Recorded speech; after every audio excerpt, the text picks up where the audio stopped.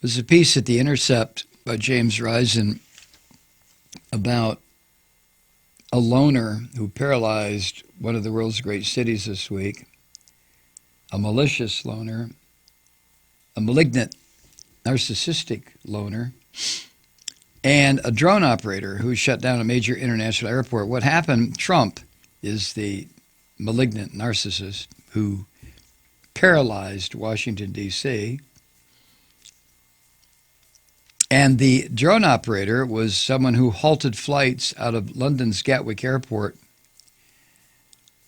And Risen says both have a lot in common. Both have been willing to wreak havoc with a callous disregard for the public. And the motivation behind Trump's pre-Christmas assault on Washington, which includes sowing chaos, breaking promises, shutting down the federal government, changing his policies from one minute to the next, forcing out one top official after another, spooking the stock market. Trump's bullshit is easily explained. He's terrified. Trump is terrified. He's a psychopathic criminal. He feels cornered by Robert Mueller. So he's lashing out in every direction like a cornered rat always does.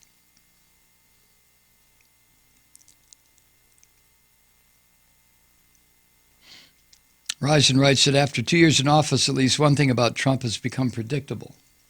He reacts violently whenever Mueller appears to be making progress in his investigation. When he hears Mueller's footsteps, so to speak. Trump has one go-to move that he cynically uses time and time again. He returns to the issues and the slogans that energized his base. Lock her up. Build the wall. No matter what. And the only reason he embraces his base, he has no respect for those people. Trump having respect for unemployed factory workers in some Rust Belt city in Ohio. You think Trump relates to those people? Oh, shit. They're little play toys that he uses to stroke his ego. But he stirs them up because he feels that they're going to protect him from the big bad Mueller.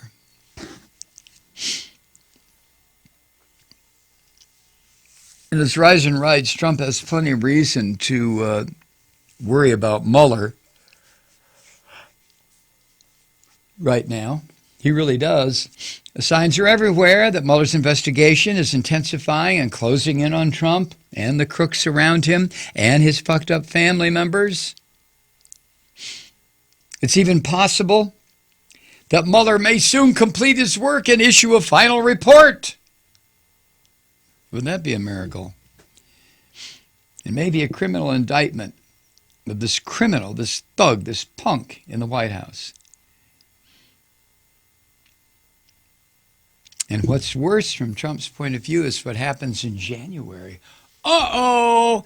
That's when the Democrats take over. And no more of this candy-ass, let's protect our precious president bullshit that these committees in the House have been perpetrating against the American public for the past 2 years. Those days are gone. They're gone.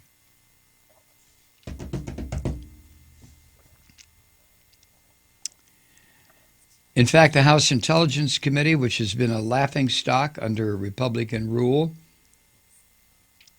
will soon have a Democratic chairperson with subpoena power. That would be Alan Schiff, California. And he'll be able to conduct an aggressive investigation of Trump, if necessary, picking up where Mueller leaves off. Don't forget, Mueller is charged with certain investigative powers that seem to be unlimited, but they're not. They are limited. The House Intelligence Committee, on the other hand, does not have any limitations. So it's not surprising that this worthless bastard in the White House is throwing a hissy fit. big time.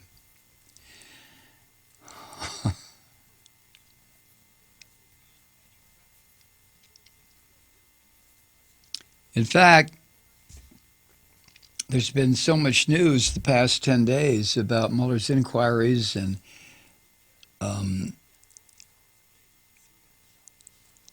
the investigation itself and the directions it's going.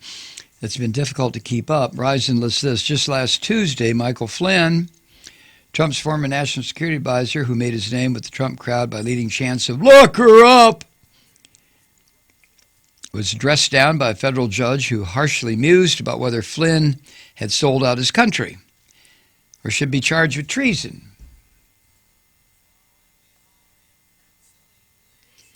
Flynn was in front of the judge to be sentenced for lying to the FBI about his conversations with the Russian ambassador, but his sentence was delayed to give him an opportunity to cooperate more fully with Mueller's office in order possibly to win a more lenient sentence.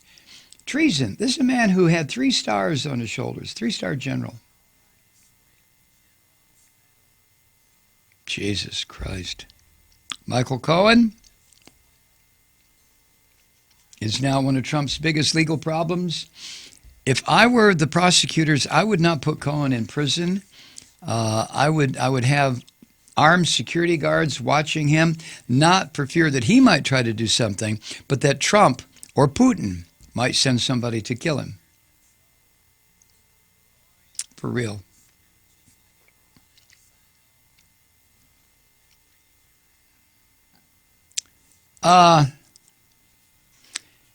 Cohen was sentenced this month, 3 years in prison in New York for a series of criminal acts, including violating campaign finance laws by making payments, hush money payments, to 2 women that Trump had stooped and didn't want anybody to know about it. And then you have the thuggish, punk-ass Paul Manafort, Trump's former campaign chairperson. He really brought down Mueller's wrath in late November when he violated his plea agreement and continued to lie. But that's all Manafort can do. Manafort, if the truth comes out about Manafort, and maybe it will, maybe it won't, this son of a bitch is probably guilty of everything he's been charged with, plus with the exception of murder. And that may be on the horizon too. Who knows? And then early this month, Maria Butina, remember her? That Russian woman who all of a sudden became a gun rights activist with the NRA and some imaginary group in Russia that was interested in guns, while the Russians are filtering hundreds of thousands, millions of dollars into the NRA. You people who are members of the NRA, how does that feel? Of course, you don't give a fuck. None of you gun nut fucks care anything about this stuff. But there you are, consorting with fascists who have been enemies of the United States for the past 50 years. We've done some atrocious things. We've committed some massive war crimes, and so have they. And now we are working with them. How does that make you gun nut fuckers feel, huh? You're working with the commies. Okay, they're not commies. They're fascists. You don't give a shit. You could care less. Ms. Butina previously worked with Alexander Torshin, powerful Russian politician connected to Putin. Then you have Paul Erickson, longtime Republican operative and Ms. Butina's boyfriend. Oh, let's go have some borscht. You like vodka, maybe? Woo! He also may be charged, according to the Daily Beast. Butina is not part of Mueller's probe, but her prosecution sheds light on a related web of Russian influence peddling in this country, aimed at promoting these fascist ideas promoted by Trump and his allies and Putin and the NRA.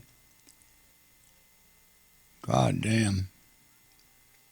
And then also this month, the parent company of the National Enquirer admitted that it paid a woman to suppress the story of an affair with President Pig during the campaign. the company and the head of the company, David Pecker, reached an agreement with federal prosecutors to avoid prosecution. God, I wonder what he had to do to get that. And Pecker reportedly has been granted immunity in exchange for cooperating with prosecutors. Once you're given immunity, you have to tell everything you know, and you have to tell the truth. And if you don't, since you've been given immunity from prosecution, then they can jail you. Right away, just boom, fuck trial, you're gone. So we'll see what Mr. Pecker can do. Meanwhile, the House Intelligence Committee agreed to turn over to Mueller the transcripts of testimony of longtime Trump criminal Roger Stone, which means hopefully that Stone may be charged with lying to Congress, and maybe they'll lock that fucker up. I want to see him get James Corsi. What's Corsi's for? What's Jerome Corsi?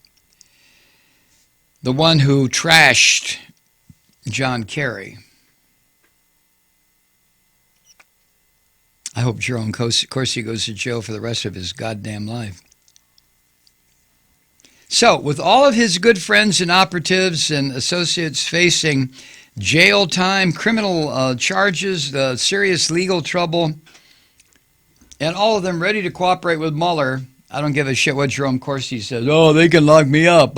Bullshit, fat man. You start looking at the rest of your life in prison, you're going to squeal like a pig. You know you are. You know you are, Corsi, you ugly bastard. But anyway, it's no wonder that a weak and frightened Trump is insulting all of them in public and wandering the halls of the White House, kind of like Nixon saying, "I'm all alone," he tweeted out. "I'm all alone." Oh, fuck. Bottom line, here you go. Anyone who thinks that Trump's frenzied troop pullouts and government closure this week have anything to do with substantive policy issues hasn't been paying attention for the last 2 years. Anyone who thinks that Trump actually cares about immigration or border security, the well-being of American troops, U.S. involvement in Syria or Afghanistan, will be deeply disappointed when he reverses himself again, a few days or a few weeks from now. If and when he believes a reversal will help him survive Robert Mueller. See, the thing about Trump, never forget that everything that Trump does is about saving his own ass. That's all. Hi, Truth Seekers. Mike Malloy here. As you know, we've switched formats and are now broadcast exclusively on the Progressive Voices Network. So that means you get fewer program interruptions, no corporate commercials, and lots of profanity. But our format change also means some of our radio listeners no longer hear the program. It's been a while since I mentioned our podcasts, so you may have forgotten that there is a way to listen to this program anytime you need a good dose of screaming. Visit MikeMalloy.com and subscribe to our podcasts.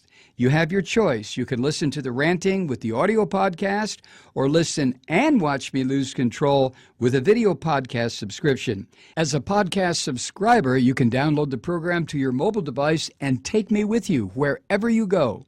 And if you have a friend who needs a dose of truth-seeking, you can give a gift subscription as well. That's MikeMalloy.com, and never miss a minute of the uncensored fun and frivolity.